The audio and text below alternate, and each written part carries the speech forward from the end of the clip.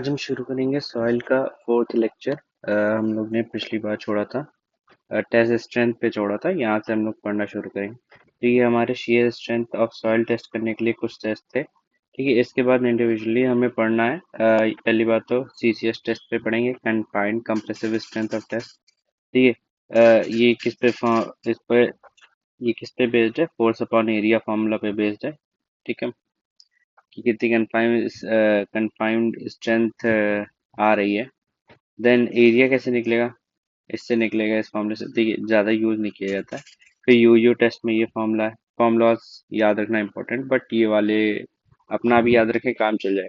फिर in case of sand and silt, shear strength of soil is less than max shear stress developed in the soil। ये line important है, hashtag point है। ठीक है, क्या बताता है? कि सैंड और सिल्ट के केस में जो shear strength होती है of soil is less than the max shear stress developed in the soil। ठीक है, मतलब जितनी shear stress developed होगी सॉइल में, उससे कम होती है shear strength of sand and silt। Then cohesion एक तो जीरो होता है सैंड और सिल्ट में, और angle of internal friction is not equal to zero. फिर मोहर सर्किल पे बेस्ड क्या बताते हैं? कोहेजन और angle of internal friction of different soil. जैसे ये मोहर सर्किल है, ठीक है, ऑफ क्ले। ठीक है, ये क्ले का है।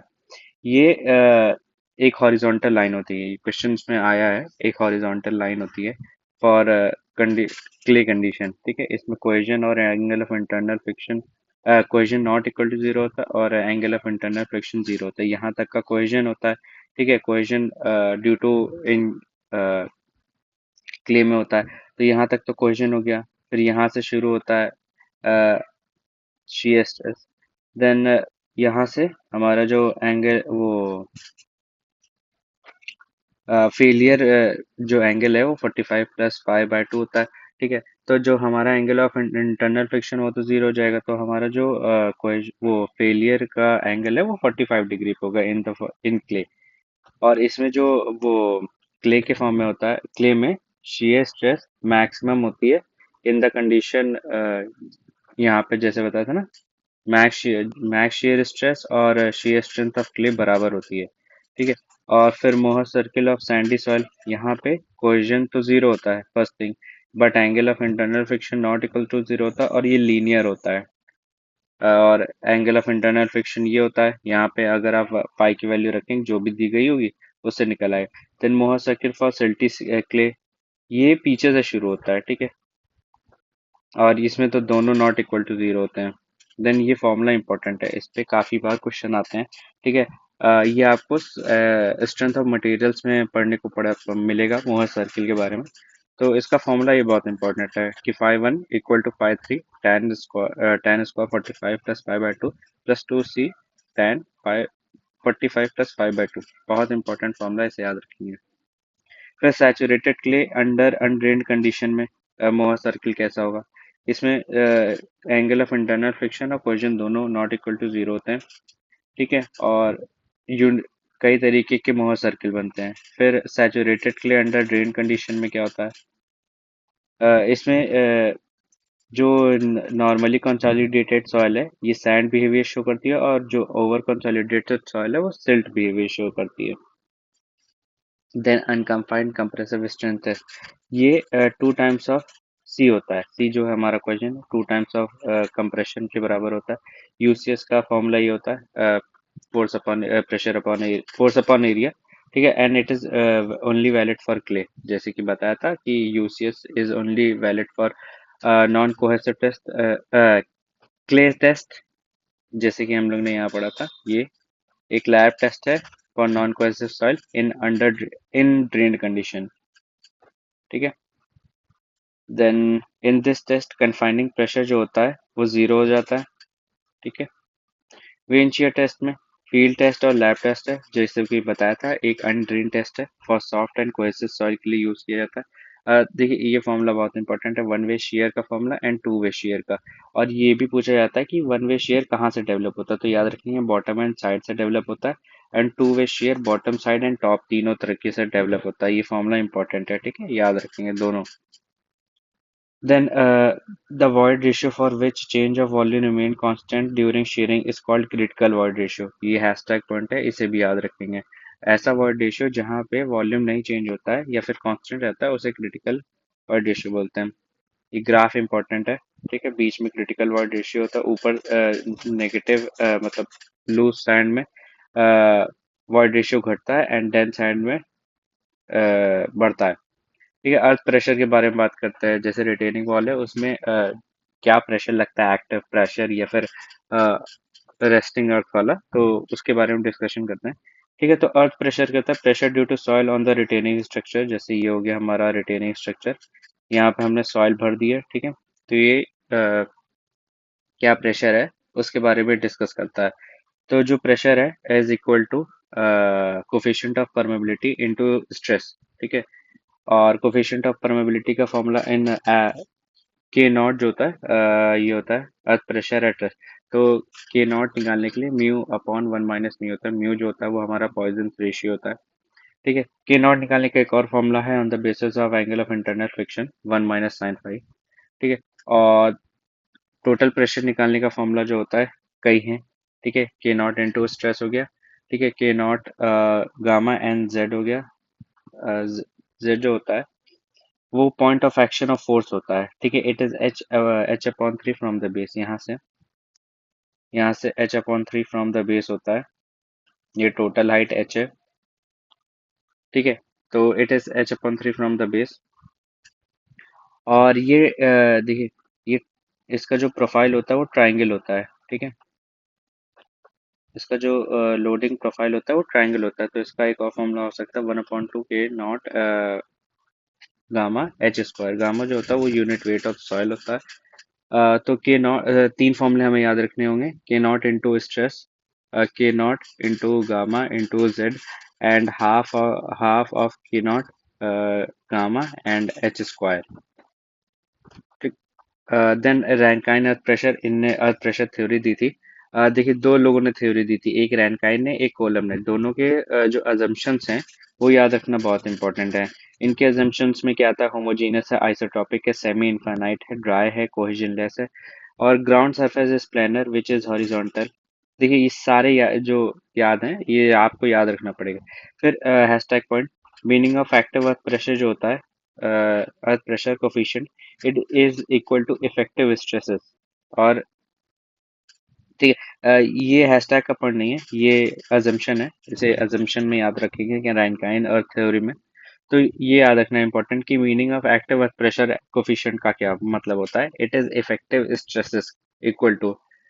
देन एक्टिव अर्थ प्रेशर और पैसिव अर्थ प्रेशर कब होता है, व्हेन मूविंग, देखिए व्हेन जो रिटेनिंग वॉल होती है it is moving away from the soil, ठीक है। जैसे ये रिटेनिंग वॉल है, ठीक है, इधर सॉइल भरी है, अगर ये इधर तरफ मूव कर रही है from away from the soil या फिर आउटवर्ड जैसे बोलते हैं, तो एक्टिव कंडीशन कहलाई जाएगी, ठीक है। इसमें मेजर प्रिंसिपल एक्सिस जो होता है वो सिग्मा वन होता है। इट इज वर्टिकल जो होता है ना, इसे अरे वर्टिकल होता है तो मेजर प्रिंसिपल एक्सिस है, और हॉरिजॉन्टल जो होता है वो माइनर प्रिंसिपल एक्सिस है। इसे सिग्मा थ्री से डिनोट करते हैं। तो active coefficient of active earth pressure का जो फॉर्मूला है वो क्या होता है, ten square forty five minus five by two, ठीक है। और प्रेशर निकालने के लिए फॉर्मूला जो होता है के active coefficient of earth pressure, active earth pressure into gamma into H minus two C root K A. जो के ए है वो coefficient of active earth pressure है, ठीक है। एंड देन वन माइनस ये भी फॉर्मूला होता है one minus sine five by sine five and upon one plus sine five. फिर एक ये फॉर्मूला है।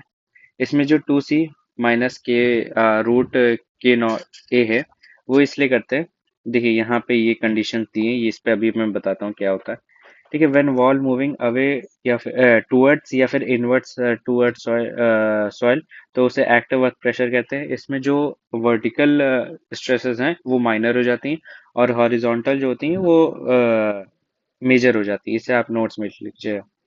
फिर इसमें coefficient of passive earth pressure का निकाल फॉर्मूला निकालने का जो है वो वन प्लस साइन फाइव है upon one minus sine five, ठीक है।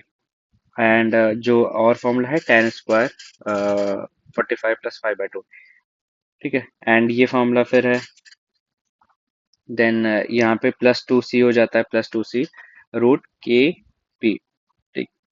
और ये जो रिलेशन है ये इंपॉर्टेंट है कि coefficient of earth pressure into coefficient of passive earth pressure का जो प्रोडक्ट होता है वो इक्वल टू 1 होता है। In design of retaining wall structure water pressure नहीं कंसिडर किया जाता है, ये भी याद रखेंगे। और एक चीज आपको और बता देता हूँ, coefficient of earth passive pressure for in horizontal condition में फॉर्मूला जो होता है वो वो 1 - sin 5/1 + sin 5 होता है। इसे आप हैशटैग पॉइंट बना के नोट में लिख लीजिएगा, इन हॉरिजॉन्टल कंडीशन, ठीक। ये क्वेश्चन पूछा गया था इन आरआरबी जेई 2024 में, सेकंड शिफ्ट में, ठीक है। तो ये भी याद रखना इंपॉर्टेंट। फिर रैनकाइन थ्योरी पे आ जाते हैं। Bell theory. Rankine theory move forward by Bell for cohesive soil. Cohesive soil is partially self supporting wall, ठीक है। And it active earth pressure is inversely proportional to angle of internal friction, and passive earth pressure is directly proportional to angle of internal friction. फिर Taylor stability number पे आते हैं, ये काफी बार पूछा जाता है, तो इसे याद रखना इंपॉर्टेंट है। इसका फॉर्मूला जो है, it is use for stability of soil. Formula ये है C upon gamma F C into S C. F C जो है वो हमारा फैक्टर ऑफ सेफ्टी है। जनरली थ्योरेटिकल वैल्यू जो टेलर की है, टेलर स्टेबिलिटी नंबर की, वो 0.5 होती है, और मैक्स प्रैक्टिकल वैल्यू 0.261 होती है, याद रखिए, ठीक है। तो C upon gamma into S C. F C जो है वो फैक्टर ऑफ सेफ्टी है, और गामा जो यूनिट वेट है, C जो है हमारा क्वेश्चन है, और H जो है वो हमारा हाइट है।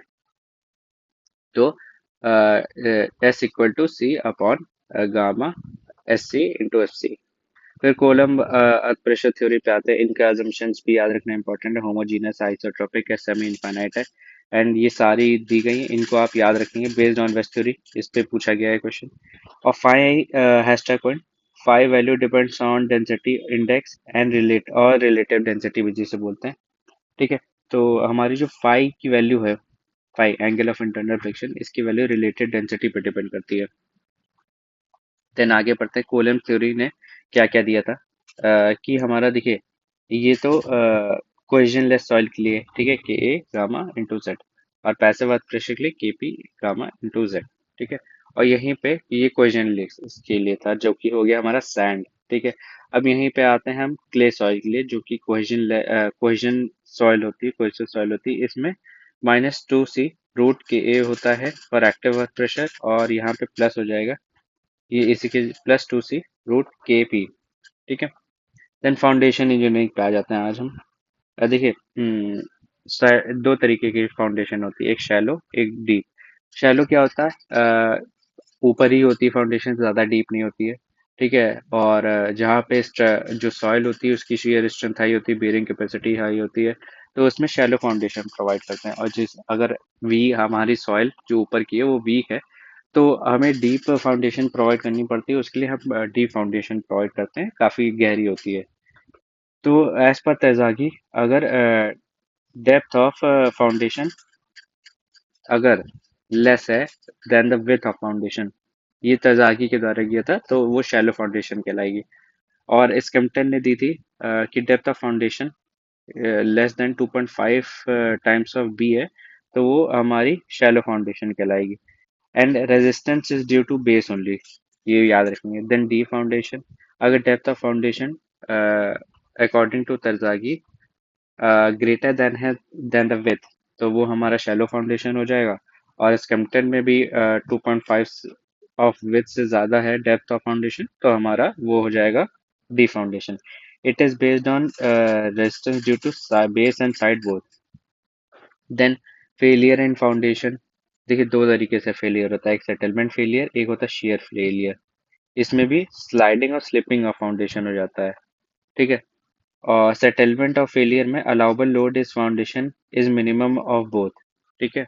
कितना लोड एक फाउंडेशन पे आएगा वो दोनों का मिनिमम होता है, सेटलमेंट और शेयर फेलियर का। फिर कुछ पॉइंट्स हैं कि structure load is less and foundation is medium dense, तो शैलो फुटिंग प्रोवाइड करते हैं। देखिए कई तरीके की फाउंडेशन होती है, ठीक है।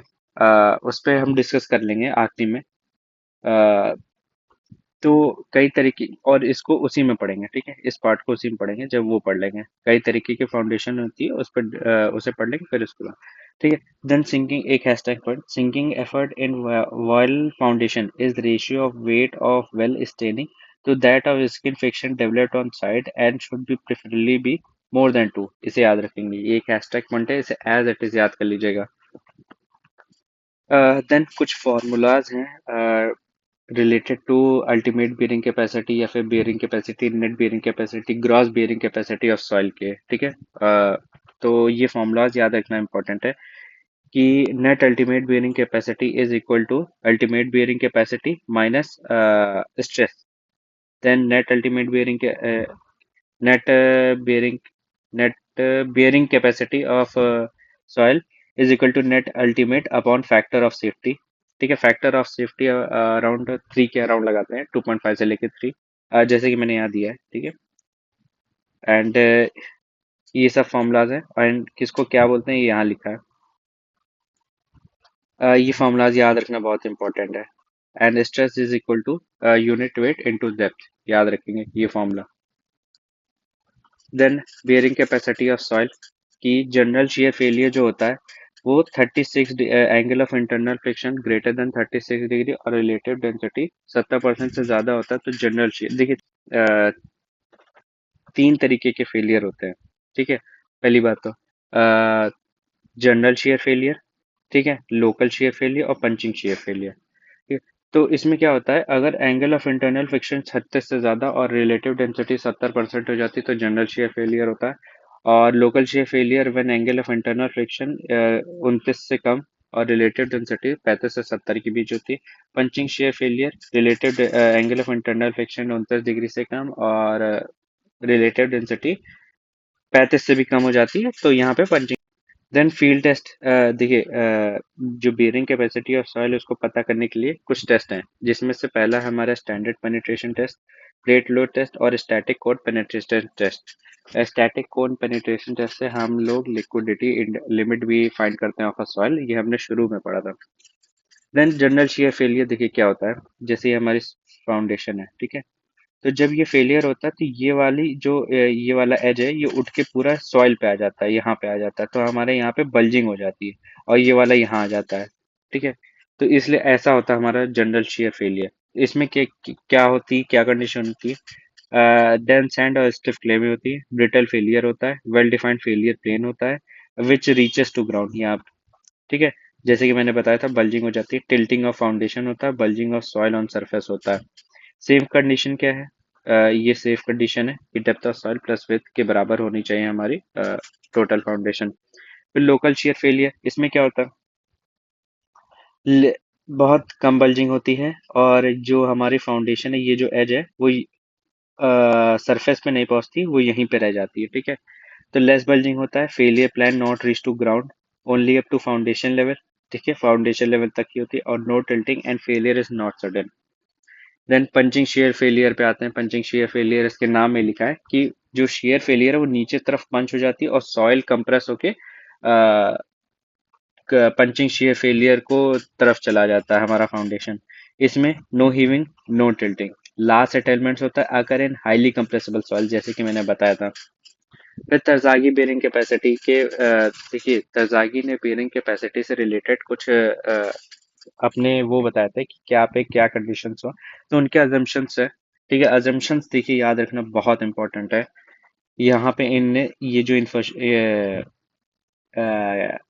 अजम्पशंस दिए थे ये याद रखना हमें बहुत इंपॉर्टेंट है, तो यहाँ पे आप ये पढ़ लेंगे, ठीक है। फिर जैसे तरजागी ने, ये हमारा जनरल शेयर फेलियर है, इसमें कुछ पॉइंट्स लोकेट किए थे तरजागी ने। तो ये जो पहला पॉइंट है ये वाला पार्ट, ठीक है, ये वाला एरिया, इसे इलास्टिक इक्विलिब्रियम कहते हैं। सेकंड वाला पार्ट रेडियल शेयर बोलते हैं एंड जो ये थर्ड पार्ट है इसे रैनकाइम पैसिव जोन बोलते हैं। तो पहला हो गया इलास्टिक, सेकंड हो गया रैनकाइन एंड थर्ड हो गया रैनकाइन पैसिव जोन। ठीक है, तो तरज़ागी ने बेयरिंग कैपेसिटी पे कुछ फार्मूलाज दिए थे on the basis of foundation and their shape and on the also on the basis of clay.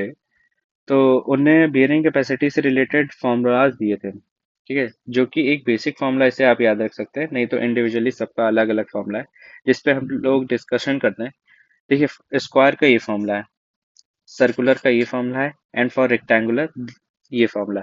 इस पे काफी रिलेटेड क्वेश्चन है, आते हैं, एसएससी जेई हो या फिर कोई भी ए जेई एग्जाम, यूपी पीएससी हो, ए, ठीक है, एमपी पीएससी हो, कोई भी हो, उसमें काफी रिलेटेड इससे क्वेश्चंस आते हैं फाउंडेशन से एंड बेयरिंग कैपेसिटी से रिलेटेड। तो इसके मैं क्वेश्चंस कराऊंगा, लास्ट में कराऊंगा। ठीक है, तरजागी अज्यूम्ड जीएसएफ, जिसे जनरल शेयर फेलियर बोलते हैं, बट नॉर्मल शेयर फेलियर क्या होता है? कोहेजन जो होता है वो 2/3 ऑफ सी होता है, और angle of internal friction 2/3 times होता है। और N C N Q N R जो फॉर्मूलाज में ऊपर जो कि हमने बताया था यहाँ पे, ठीक है, it depends upon angle of internal friction of cohesive soil. ठीक है, और एंगल ऑफ इंटरनल फ्रिक्शन तो जीरो होता है for cohesive soil. N C जो होता है वो हमारा 5.7 के बराबर होता है, और एन क्यू जो होता है वो 1 होता है। ये सब कांस्टेंट वैल्यूज हैं, ठीक है, तो कांस्टेंट है हमारे ये, और ये एंगल ऑफ इंटरनल फ्रिक्शन पे डिपेंड करते हैं।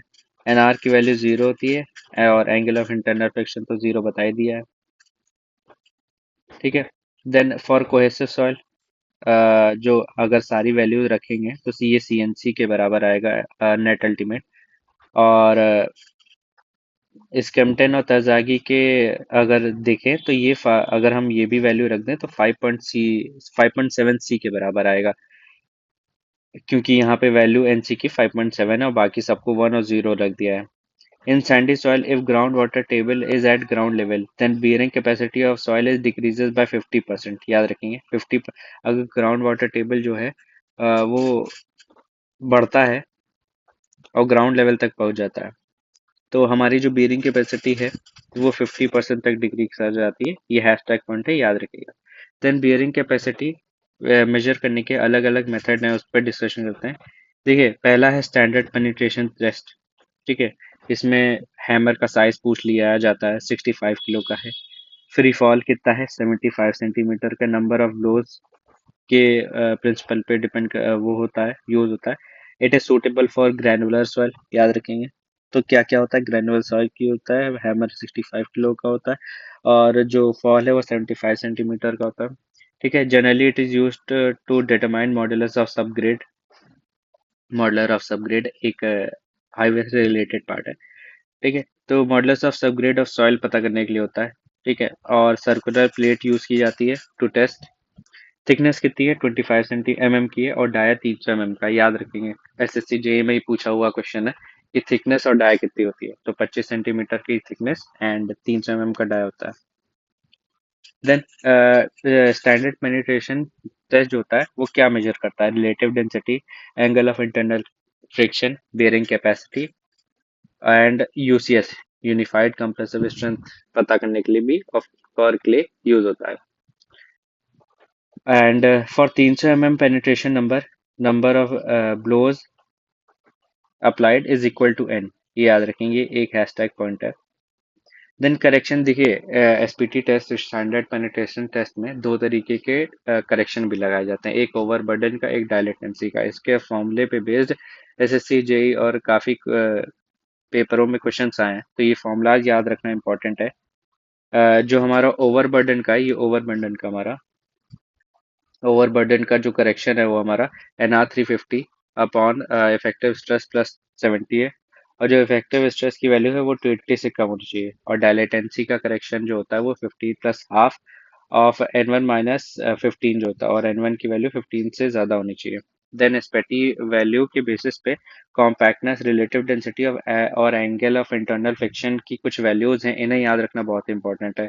0 से 4, 4 से 10, 10 से 30, 30 से 50 और 50 से ज़्यादा के बेसिस पे ये आपको टेबल याद रखना बहुत ज़रूरी है, ये आप याद रखेंगे। देन प्लेट लो टेस्ट पे आते हैं। देखिए, प्लेट लो टेस्ट अगर क्ले है, तो अगर जो ultimate bearing capacity of foundation है, it is equal to ultimate bearing capacity of plate, ये क्ले के लिए। देन सैंड के लिए ultimate bearing capacity of foundation जो होता है, it is equal to ultimate bearing capacity of plate into width of a foundation ये B जो है वो विथ है, width of foundation upon width of plate. ठीक है, तो फॉर्मूला क्या बनता है, ultimate bearing capacity of foundation equal to ultimate bearing capacity of plate into bearing capacity of foundation width of foundation upon width of plate. Then settlement कितना होता है, ठीक है, सैंड में ये फॉर्मूला है, एंड क्ले का ये फॉर्मूला है, S F upon S P equal to B F upon B P. और काफी इंपॉर्टेंट फॉर्मूला, इससे तो रिलेटेड काफी बार क्वेश्चन है, एंड इसे भी याद रखना इंपॉर्टेंट है। B F into B P plus 0.3 upon B P plus B F plus 0.3 का होल स्क्वायर। ठीक है, तो यहाँ पे देखिए, ये इधर एक्सचेंज हुआ, ये इधर एक्सचेंज हुआ, प्लस 0.3 हुआ और पूरे का स्क्वायर हो गया। ये settlement of foundation upon settlement of plate है। देन स्केप्टन ने भी बेयरिंग कैपेसिटी का फॉर्मूला दिया था, और एनसी और ये डी एफ अपॉन बी की ये तो वैल्यूज आपको बताया था, और एनसी की वैल्यू कैसे निकलती, ये फॉर्मूला है, नहीं तो 5.7 आप याद रखिएगा।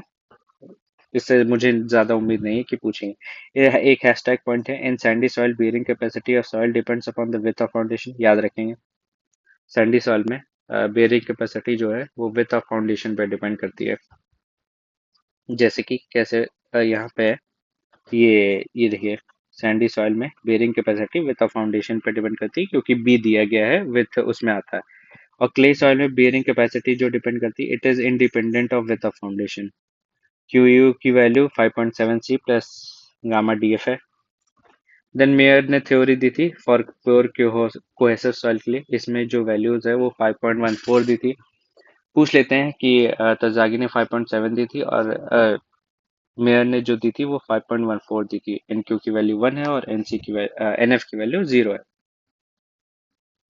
फिर अब हम सॉइल स्टेबलाइजेशन पे पहुंच गए हैं। देखिए, सॉइल स्टेबलाइजेशन क्या होता है, to increase the strength and durability of soil. कुछ मैकेनिकल और केमिकल मेथड अपनाए जाते हैं। तो मैकेनिकल मेथड क्या है, कॉम्पैक्शन किया जाता है सॉइल का, कंसोलिडेशन किया जाता है, और वेल ग्रेडिंग ऑफ सॉइल की जाती है, कर दी जाती है। देन केमिकल मेथड, अलग अलग तरीके के केमिकल यूज करते हैं, ये आपको याद रखना इंपॉर्टेंट है। काफी बार क्वेश्चन पूछा गया है कि सॉइल स्टेबलाइजेशन में कौन सा केमिकल यूज होता है। यहाँ तक कि अभी आरआरबी जे में भी पूछा गया था सेकेंड शिफ्ट में, 22 अप्रैल वाले को। तो उसमें क्या था, CaCl2 यूज होता है फॉर वाटर रिपल्सिंग, विटामिन यूज हुआ था, होता है, बट या टार यूज होता है, सीमेंट यूज होता है 5% for sand and 15% for clay, और ऑर्गेनिक सॉइल के लिए नहीं यूज होता है, याद रखिए। लाइम यूज होता है, hydrated lime for plastic soil के लिए, 4 से 8% of the volume of soil. If plastic, अगर प्लास्टिसिटी ज्यादा है तब लाइम यूज करते हैं, ठीक है। और सीमेंट यूज करते हैं 5% for sand and 15% for clay. Then ये हैशटैग पॉइंट्स हैं, इन्हें आप याद रखेंगे। फॉर ऑल फाउंडेशन, लीस्ट जो डेप्थ होती है, अगर ओवरऑल देखें कि लीस्ट डेप्थ कितनी रखी जाएगी फाउंडेशन की, तो 0.5 मीटर या 50 सेंटीमीटर तक रख सकते हैं। अगर सैंडी सॉइल है तो 0.8 से लेके 1 मीटर तक, रॉकी सॉइल है तो 0.05 से लेके 0.5 मीटर तक, क्ले सॉइल है तो 0.9 से लेके 1.5 मीटर तक, ठीक है। And minimum depth of foundation of load bearing wall जो होती है, लोड बेयरिंग वॉल, ठीक है, और इसकी जो मिनिमम डेप्थ होती है वो 900 mm, 90 सेंटीमीटर बोल सकते हैं, या फिर 0.9 मीटर। देन कुछ और हैशटैग पॉइंट्स कि bulb in piles are provided in black cotton soil, but when water fluctuation is high then not provided, ये याद रखेंगे। Multi under reamed piles are generally provided in expansive clay, जैसे कि black cotton soil हो गया। और minimum number of piles provided in group 3 है, and square shape is preferred, ये भी क्वेश्चंस के फॉर्म में आया था कि नंबर ऑफ कितनी पाइल्स प्रोवाइड करनी चाहिए मिनिमम, तो 3 है। देन कुछ और भी हैशटैग पॉइंट्स और एक्स्ट्रा पॉइंट्स के बारे में बात करते हैं, जो कि क्वेश्चंस कभी ना कहीं पेपर में आए। देखिए, ये ग्राफ होता है, इसे याद रखेंगे। ये एक्टिव अर्थ प्रेशर है, लिटिल प्रेशर, इधर तरफ पैसिव होता है, इधर तरफ एक्टिव होता है, ठीक है। और ये कोहेसिव सॉइल की कंडीशंस है, ये याद रखेंगे, ये आपको ग्राफ याद रखना इंपॉर्टेंट है। When shear test is conducted on undrained conditions, या ये हमने पढ़ा था क्वेश्चन सॉल्व के लिए अनड्रेन्ड कंडीशंस के लिए यूज होता है, और ड्रेन कंडीशंस यूज होती है in UCS test, and it is suitable for saturated clays. Triaxial test जो होता है वो सिलेंड्रिकल स्पेसिमेन यूज होता है of soil length 2.5 time of dia, याद रखेंगे। जो सॉइल सैंपल की लेंथ होती है वो 2.5 टाइम्स ऑफ डाया होती है। ट्रायक्सियल टेस्ट का जो वो साइज होता है वो 100 × 50 mm होता है, 76 × 38 mm होता है। 100 × 50 mm याद रखिएगा। प्लेट लोड टेस्ट में 25 mm की तो थिकनेस होती है, ये तो बताया था। अच्छा, यहाँ 25 सेंटीमीटर बताया था मैंने शायद। अच्छा नहीं, 25 mm ही है, ठीक है। और कई तरीके के डाई ऑफ प्लेट्स यूज होते हैं, जैसे कि 300, 450, 600 और 750 की की प्लेट यूज होती है, याद रखिए। देन फ्लोटिंग फाउंडेशन क्या होती है? In which new loads due to structure are equal to the weight of soil removed by excavating, इसे फ्लोटिंग फाउंडेशन बोलते हैं। एक क्वेश्चन पूछा गया है एसएससी जे में। Then merits of triaxial test, कौन कौन से मेरिट्स होते हैं? It is easily conducted for all three types of drainage conditions, जैसे कि तीन ड्रेनेज कंडीशन बताई थी, सीयू, यूयू और U UU, undrained unconsolidated, consolidated undrained and undrained और undrained unconsolidated के लिए। Pore pressure and volumetric changes can be measured directly. Stress distribution on failure plane is uniform. Failure is on the weakest plane. State of stress at all intermediate stages up to failure is known. और accurate measurements के लिए use होता है। Sand drain is provided to accelerate the consolidation. Then ये जैसे कि मैंने formula बताया था, shear strength equal to plus C plus effective stress into tan phi, ये फॉर्मूला है। इसको यूज करने का तरीका आया है इसमें। एक क्वेश्चन है, ठीक है, ये आप देख लीजिएगा। देन अनकंसोलिडेटेड अनड्रेन टेस्ट, अच्छा ये 5 से 10 मिनट के लिए होता है, ये हैशटैग पॉइंट्स में मैंने दोबारा लिखा है, ठीक है। ये सब तो हम लोग ने पीछे पढ़ ही लिया था। देन थिक्सोट्रोफिक क्या होता है? Property of soil due to which loss in shear strength caused by the remoulding can be regained with the time, ठीक है। जो shear strength of soil lose की लॉस हो गई थी, उसको ओवर द टाइम दोबारा सॉइल खुद अचीव कर ले, उसे थिक्सोट्रोपिक कहते हैं, ठीक है। ये ग्राफ है, ये ग्राफ है, और ये आया हुआ है, ठीक है। तो इसे याद रखेंगे, इस ग्राफ को भी। Initial compression plus primary consolidation plus secondary consolidation, ये पूरा प्रोसेस होता है। इसमें एक्सपल्जन ऑफ एयर होता है, इसमें एक्सपल्जन और प्योर पोर वाटर प्रेशर होता है, और इसमें सेकेंडरी कंसोलिडेशन में रीएडजस्टमेंट ऑफ सॉइल पार्टिकल होते हैं। फिर primary consolidation happens more quickly in coarse grain soil, याद रखेंगे। और initial consolidation in fully saturated soil due to compression of soil particles में की वजह से होता है, ठीक है। तो इनिशियल कंसोलिडेशन जो होता है, जिसे प्राइमरी कंसोलिडेशन भी कहते हैं, वो compression of soil solid particles की वजह से होता है। और primary consolidation coarse grain soil में इजीली हो जाता है। और for loading condition, immediate stability attend by UU test, याद रखेंगे, and immediate settlement attend by CU test. ये सब हैशटैग पॉइंट जो है ना, ये कहीं ना कहीं किसी न किसी क्वेश्चंस के फॉर्म में आया है किसी ना किसी पेपर में, तो याद रखना बहुत इंपॉर्टेंट है। तो इमीडिएट सेटलमेंट के लिए यूयू टेस्ट करते हैं, ठीक है। अनडेड अनकंसोलिडेटेड, क्योंकि तुरंत निकल जाती है। इमीडिएट स्टेबिलिटी के लिए, और इमीडिएट सेटलमेंट के लिए सीयू टेस्ट किया जाता है। For unloading condition, immediate stability attend by CU test, याद रखेंगे। वो लोडिंग कंडीशन के लिए था, और ये अनलोडिंग के लिए इमीडिएट स्टेबिलिटी के लिए सीयू टेस्ट करते हैं। फिर Terzaghi bearing capacity of factor depends upon angle of internal friction, ये तो बता ही दिया था, ठीक है। ये जो पॉइंट है, ये एस्टिमेशन का पार्ट है, ठीक है। देन सॉइल के फॉर्मूलाज, ये सब फॉर्मूलाज जैसे कि मैंने बताया था कि मैं शुरू में बताया था कि मैं आखिरी में पढ़ाऊंगा, तो ये फॉर्मूलाज याद रखना इंपॉर्टेंट है। ये weight of water content equal to weight of water upon weight of solids into 100 करेंगे, तो हमारा वाटर कंटेंट निकल आएगा। इसकी वैल्यू जो होती है वो 0 से लेके इनफाइनाइट के बीच में होती है। Void ratio, volume of voids upon volume of soil, इसकी वैल्यू भी 0 से लेके इनफाइनाइट के बीच होती है। अगर कोई चीज कोई टर्म ना समझ आए तो उसके लिए ये लिखा है मैंने, ठीक है। देन ये porosity equal to volume of voids upon volume of total volume होता है। इसकी जो वैल्यू होती है वो 0 से 1 के बीच होती है। Degree of saturation volume of water upon volume of voids into 100 होता है। ये एयर कंटेंट का फॉर्मूला है, ठीक है।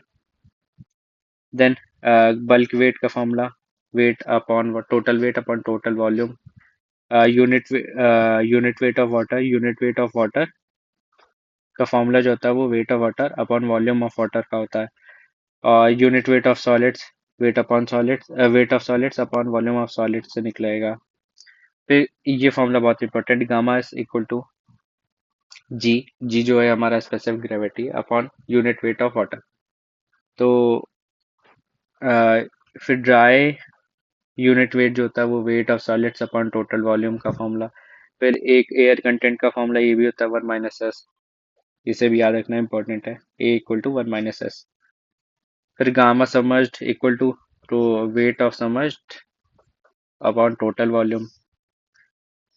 फिर ये सब फॉर्मूला से देखिए, रिलेटिव डेंसिटी का ये फॉर्मूला ई मैक्स माइनस ई अपॉन ई मैक्स माइनस ई मिनिमम, इसे याद रखना इंपॉर्टेंट है। फिर रिलेटिव कॉम्पैक्शन का फॉर्मूला है gamma D upon gamma D max. ये 31 मैक्स ई मैक्स की वैल्यू 91% है और ई मिनिमम की वैल्यू 35% तक है। फिर ये सारे फॉर्मूलाज हैं, ये आपको याद रखना इंपॉर्टेंट है। पिक्नोमीटर का फॉर्मूला आ जाता है, ये भी इंपॉर्टेंट है। ये ओवन ड्राइंग का है फॉर्मूला। देन स्पेसिफिक ग्रेविटी का formula W2 - W1 upon W2 - W1 minus W2 minus W3 minus W4, ठीक है। ये फॉर्मूला इंपॉर्टेंट है। ये सी यू का है D60/D10। सी यू होता है कोफिशिएंट ऑफ यूनिफॉर्मिटी। सी होता है D30 का square upon D16/D10। Stokes law का फॉर्मूला है, ये वेलोसिटी निकालने के लिए होता है। देन वेल ग्रेडेड सॉइल के लिए सीसी की वैल्यू 1 से 3 के बीच होती है, और सीयू के और गैप ग्रेडेड के लिए 1 से कम और 3 से ज़्यादा होती है। यूनिफॉर्मली ग्रेडेड सैंड के लिए सीयू की वैल्यू 1 होती है, और वेल ग्रेडेड के लिए वेल ग्रेडेड सैंड के लिए सीयू की वैल्यू 6 से बड़ी होती है, और ग्रेवल के लिए 4 से बड़ी होती है। फिर कुछ और हैशटैग पॉइंट्स हैं, इन्हें आप पढ़ लीजिएगा अपने हिसाब से, ठीक है। और यहाँ पे हमारा सॉइल कंप्लीट हो जाता है। कुछ पार्ट्स बचे होंगे जैसे फाउंडेशंस और वगैरह वगैरह चीज़ें की बची, उन्हें हम अगले लेक्चर में कंप्लीट कर लेंगे और हमारा कंप्लीट हो जाएगा। तो आज के लिए इतना ही रखते हैं। इसका पीडीएफ का लिंक जो है हमारे टेलीग्राम चैनल पे मिल जाएगा, उसका लिंक जो है टेलीग्राम का वो हमारे डिस्क्रिप्शन में मिल जाएगा। आज के लिए इतना ही रखते हैं, ठीक है। लाइक शेयर और सब्सक्राइब कीजिएगा। Thank you.